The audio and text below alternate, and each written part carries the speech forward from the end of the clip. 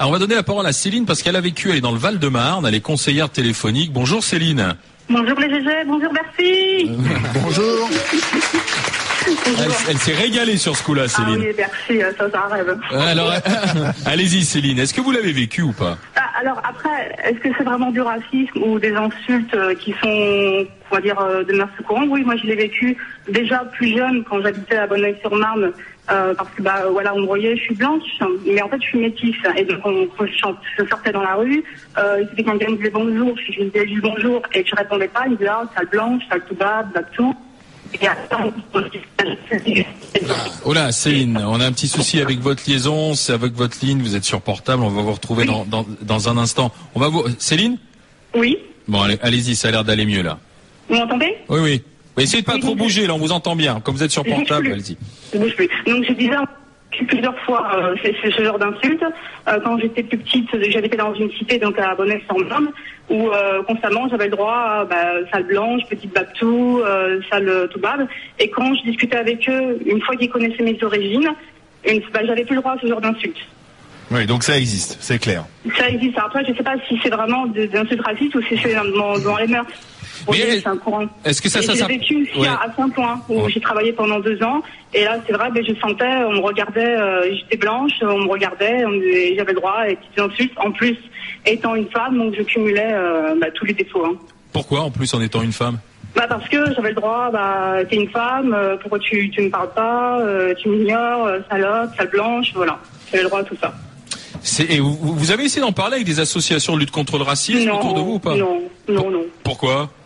Non, parce que c'était assez classique, c'était courant, donc j'ignorais ou alors je répondais par une insulte et puis après je partais quoi. Je partais changer de chemin. Donc assez banal finalement quand on est dans certains quartiers. Voilà, dans certains quartiers. Ouais. Merci Céline de ce témoignage. Merci, tiens, je vous envoie un t-shirt des GG. Au revoir, bonne journée Céline. Je pense quand même. Tu crois toi au racisme anti-blanc? Il s'appelle Johnny Blanc en plus. Alors t'imagines, double peine.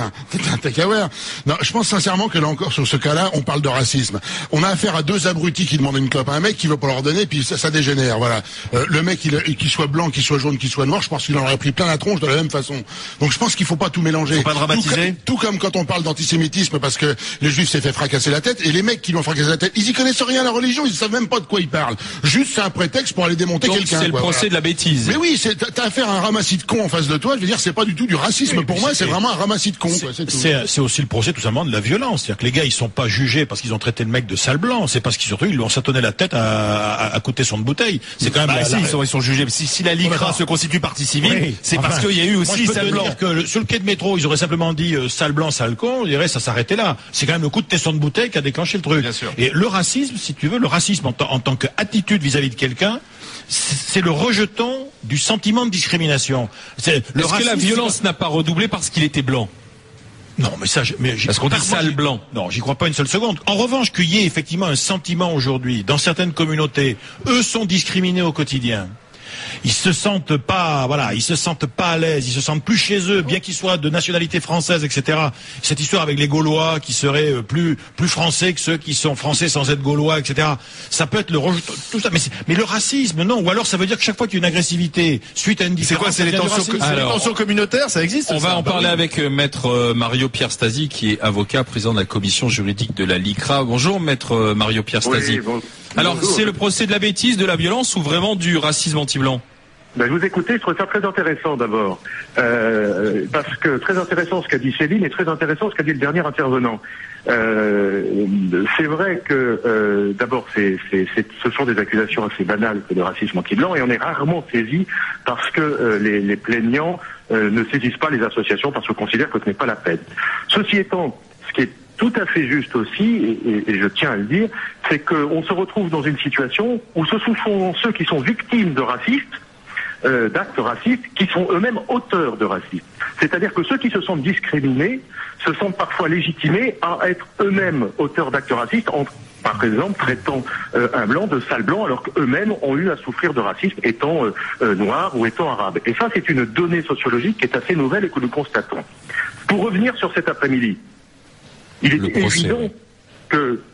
évident sur le procès que les actes de violence, mais atroces, ont juridiquement été aggravée par une des circonstances prévues par le code pénal, qui est le motif raciste. Le fait d'avoir proféré des propos racistes. Sale blanc, va te faire niquer ta mère, sale blanc, ça a été attesté par différents témoins. Ce n'est pas évidemment, à mon sens, je vous le dis très franchement, et bien évidemment aussi grave que les violences, mais c'est prévu par la loi comme étant un facteur aggravant. À partir de ce moment-là, il doit être jugé pour violence avec 3 facteurs aggravants d'ailleurs, en réunion, par arme et ayant invoqué des propos racistes au moment de la commission de cette infraction. Donc vous dites que la peine sera plus importante s'il y a peine, parce que justement, il y a eu aussi cette insulte raciste. Il y a 3 circonstances aggravantes aux violences qui ont entraîné une incapacité, une ITT supérieure à 8 jours, 39 jours d'incapacité, vous dire la violence des actes commis, et 3 facteurs aggravants prévus par le code. Il me semble qu'ils ont proféré sale français aussi. Donc je veux dire, très certainement, ces jeunes sont français. Donc c'est bien ce qui prouve que c'est plus une connerie qu'autre chose, parce que ils sont français, comme le mec, il traite de sale français, donc ça n'a plus rien à voir avec du racisme. C'est vraiment de la connerie humaine, c'est tout. D'abord, c'est plus grave que la connerie, il y a quand même 40 jours d'ITT. Ensuite, le racisme, c'est plus grave qu'une connerie.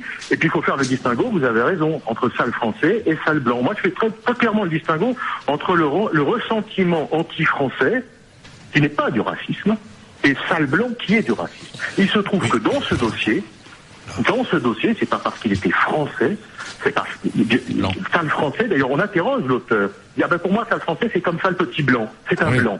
À ce moment-là, c'est la couleur de la peau. Est-ce que vous nous confirmez, par exemple, Sylvain Gransart, vous nous confirmez que l'auteur présumé qui a été interpellé est lui-même blanc? Tout à fait.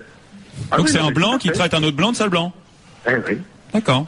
Oui. Donc important, mais il faut le préciser, je me permets quand même. On tutoie les sommets de l'intelligence, là, quand même. De toute façon, oui, on se doute bien que c'est pas un prix Nobel. C'est bien pour ça. Parce que nous, le racisme là-dedans. Nous, au GG, quand on parle de Johnny, on dit toujours sale blanc. Non, mais il est de quelle origine? La victime est d'origine polonaise. Et l'agresseur? Alors, l'agresseur est d'origine, je ne sais plus très bien, pour être tout à fait clair. Mais il a grandi dans une cité? Voilà. Tout de suite. Oui, non, mais moi je pense qu'il y a ça. Il y a aussi les gars de la cité qui pensent que ce qui est à l'extérieur de la cité. L'origine raciale de celui qui profère des propos racistes m'indiffère totalement. Oui. Sauf que, sociologiquement, comme l'a rappelé pas votre auditeur, mais l'un de ceux qui sont autour de vous, ce qui est intéressant et inquiétant, c'est que ce sont ceux-là même qui sont victimes de racisme qui aujourd'hui deviennent auteurs de et ça, c'est inquiétant. Merci. Merci Maître Stasi, président de la commission juridique de la LICRA, Mario Pierre Stasi. J'ai pas mal de témoignages, bien sûr, vous vous en doutez, sur internet rmc.fr à vous lire. Témoignages assez accablants parfois. Sylvain Gransart, je vous lis les réactions sur internet. Aurélia, qui est à Saint-Gaudens, me dit, à mon avis, il est contre-productif de parler de racisme anti-blanc parce qu'il faut combattre toute forme de racisme. Philippe, qui dit, vous dites que les blancs ne sont pas discriminés à l'embauche, sauf que j'ai vu une annonce dans un centre commercial près de Nice qui s'appelle Cap 3000, qui proposait une embauche de vendeuse dans un self asiatique qui préciser de type asiatique l'embauche. Ça ne me dérange pas outre mesure, mais si un resto alsacien mais type européen, ça c'est puni par la loi. Que dirait le RAP et la LICRA? Nicolas à Lyon, bien sûr que cela existe. C'est une réaction à la ghettoisation dans nos cités. Les jeunes nous appellent les fromes, les fromages. On fait un travail éducatif dans les écoles. Johnny Blanc, fromage. Pour leur faire comprendre que c'est aussi du racisme, chose qu'ils subissent et que leurs parents subissent. En fait, avec la crise, tout s'aggrave, me dit-il. Catherine, qui est dans le Rhône, m'écrit, je suis enseignante, je suis dans un lycée professionnel. J'ai une majorité d'élèves d'origine maghrébine, de confession musulmane, et les quelques élèves d'origine franco-française souffrent énormément d'un certain racisme de leur part, colibés sur leur religion, sur le fait qu'ils mangent du porc, vexation quotidienne. À telle enseigne que l'année dernière, certains des élèves traités de sales blancs ont démissionné, ils sont partis dans les structures privées. Alors aujourd'hui, il serait très ils ont quitté. Il serait très imprudent de ne pas réagir contre ce phénomène, voire de le nier au titre de la bien-pensance, sinon la République risque de le payer très cher à court terme. Ouais, mais sauf que même nous, on tombe un peu dans le piège qui nous est tendu parce qu'on parle des blancs, des noirs, comme si c'était une vérité scientifique. Il n'y a aucune espèce de vérité scientifique pour attester ce qu'est un blanc, un noir, un jaune. C'est des commodités langagières. Mais moi, je me mets au défi de me dire ce que c'est qu'un blanc. Est-ce que je suis blanc? Est-ce que t'es blanc? Est-ce qu'on est de la même couleur? Surtout que je reviens de vacances, donc je suis plus bronzé que toi. Après, moi, ce qui Quand même. Non, mais là où je demande un zoom arrière, effectivement, vous l'avez rappelé, mais on ne discrimine pas en France les gens. Quand t'es blanc, t'es pas discriminé sur le logement, sur l'embauche. Je rappelle que dans la littérature française, même les nègres sont blancs. C'est important, je vous laisse réfléchir là-dessus. Bon. Non, mais c'est que intéressant, c'est le témoignage dans une classe où tu vas avoir une majorité de Français d'origine maghrébine et quelques blancs. Eh bien, finalement, ceux qui se sentent un petit peu en minorité et discriminés, ce sont les blancs. Alors que la plupart du temps, c'est l'inverse. Où on a toujours eu dans une classe où il y avait un chinois, il se faisait appeler le chinois, le gros, il se fait appeler le gros, le petit, bien le sûr, petit, la grande, la girafe. Non, mais t'as raison, là, ce qu'il faut rappeler, en fait, c'est le drame de toutes les minorités visibles. C'est la minorité qui est, Non, mais moi, je ne nie pas qu'il y ait des blancs victimes de racisme. Par contre, je refuse qu'on appelle ça du racisme anti-blanc. Pourquoi préciser anti-blanc? C'est du racisme. C'est la même ambiguïté avec l'antisémitisme. Moi, je préfère appeler ça du racisme tout court. Et finalement, si on doit finir sur une note positive, ce qui prouve bien qu'on est tous pareils, noirs, blancs, jaunes et je ne sais quoi, c'est que finalement on a malheureusement ce patrimoine commun qu'est le racisme, c'est-à-dire l'apport de l'autre, l'angoisse face à l'inconnu. Finalement, quelle que soit l'origine des gens, on a tous ce fonctionnement un petit peu animal, un peu reptilien. Ça nous fait peur l'autre, ça nous fait peur l'inconnu. Mais ne soyons pas dans la négation. Mais franchement, on est obligé de terminer, au moins pour ma part, mais en rappelant que le type qui a tenu les propos de sale blanc, il est blanc lui-même. Il est blanc lui-même. Donc oui, c'est aussi quand même le procès de la connerie en moment. Et si la victime avait été grosse, il l'aurait traité de sale gros. S'il avait été petit, il l'aurait traité de sale nain ou je ne sais quoi. Donc ne lui prêtons pas des capacités intellectuelle d'analyse de la situation sociologique française, alors que c'est juste de la bêtise. Et puis je pense que dans les cours d'école, je vais te dire un truc, le niveau social, c'est aussi dur à supporter pour les gamins que la couleur de peau. Mais on peut traiter de cassos, tu vois, le jour, j'entendais ça dans la cour, un gamin qui dit à un autre, toi t'es qu'un cassos. Voilà, donc, cas social. C'est pour ça qu'il faut faire attention comme on emploie le mot racisme. Aujourd'hui, le mot racisme, on le met à toutes les sauces. C'est vrai. Et je suis pas persuadé que forcément ce soit toujours du racisme. Donc, je vous lis un mail. C'est du rejet des gens qui sont différents. Voilà, la différence, c'est pas forcément du racisme. Manuela, qui est en Seine-Saint-Denis et qui m'écrit: salut les grandes gueules, vendredi dernier avec mon époux on est allé faire nos courses et on a mis la main sur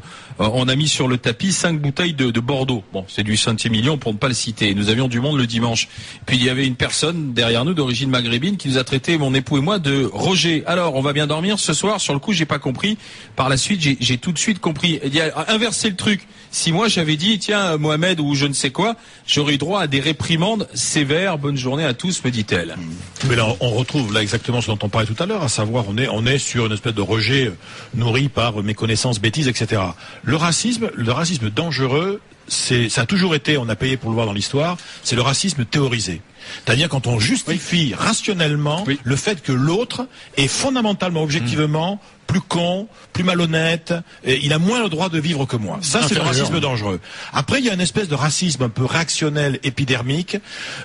C'est d'ailleurs le point sur lequel je trouve notre ami de la LICRA, quand il dit oui, quand on dit sale français, c'est pas du racisme, sale blanc, ça serait du racisme, ça voudrait dire que les abrutis qui nous agressent dans le métro, ils ont intérêt à être docteurs en anthropologie, je veux dire. Parce que ça, c'est des distinctions d'intello. Quand c'est réactionnel, c'est j'aime pas ta gueule, faut que je trouve un mot avec les 500 mots de vocabulaire que j'ai, faut que je trouve un truc pour te bâcher, quoi. Ça va malheureusement pas plus loin que ça. Olivier dans le Val-de-Marne est consultant. Bonjour Olivier. Bonjour la FNAC. Bonjour. Vous êtes consultant en trésorerie et vous nous dites, vous, attention, on n'est pas dans le phénomène anodin avec cette histoire. Oui, c'est pas anodin, parce qu'en fait, la gauche française le cautionne.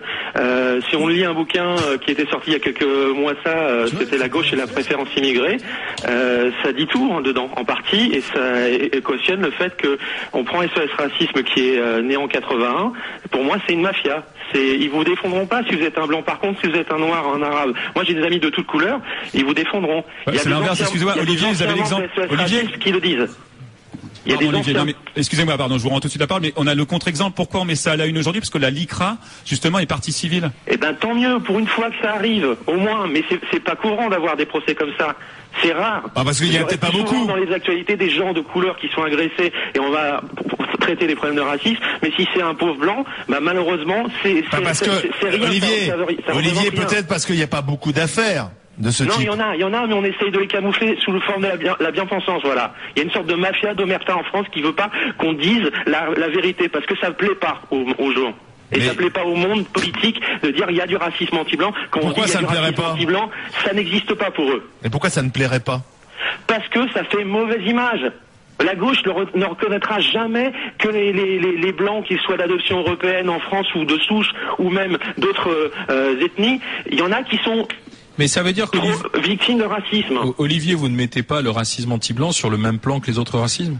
Mais j'estime que on devrait traiter à égalité tous les formes de racisme, mais ils n'étaient pas traités depuis des années de racisme anti-blanc au même pied d'égalité. À chaque problème de racisme en France ou de phénomène d'actualité, il n'y avait jamais les blancs dans le lot. Qu'on vous traite de sale blanc, etc., ça fait pas plaisir dans la rue.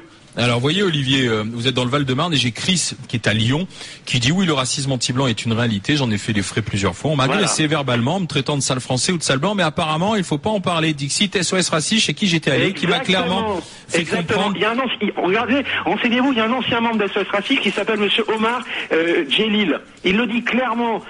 Quand vous allez voir SOS raciste, vous êtes un blanc, on vous dit j'ai été victime de racisme. Il vous dit mais non, c'est du droit commun, ça nous concerne pas. Par contre, vous êtes quelqu'un d'origine étrangère, d'Afrique du Nord, etc. Ah ben venez monsieur, vous êtes droit chez nous. Le PS, la gauche française, cautionne cela. Le SOS racisme, le coup de gueule n'est pas non plus Olivier. C'est pas nouveau, ça fait 30 ans que ça existe. Mais c'est pas la seule association, je vais vous dire. Non, je pense que ce qui est un peu dommage, par contre, effectivement, c'est que beaucoup de ces associations, les gens se servent de l'association comme marchepied pour arriver ailleurs. Et t'en vois quand même beaucoup qui arrivent en politique derrière. SOS raciste, on le sait, c'est une création de Mitterrand. Justement, mais donc quelque part, c'est là où ça atteint ses limites. Et moi, je veux dire, je peux pas suivre une association où c'est pas de la conviction, c'est juste un marchepied. Le mot de la fin. Non, mais rappelez, Olivier, que l'histoire de la lutte antiraciste, elle est d'abord d'un racisme subi par les gens qui étaient en France de couleur.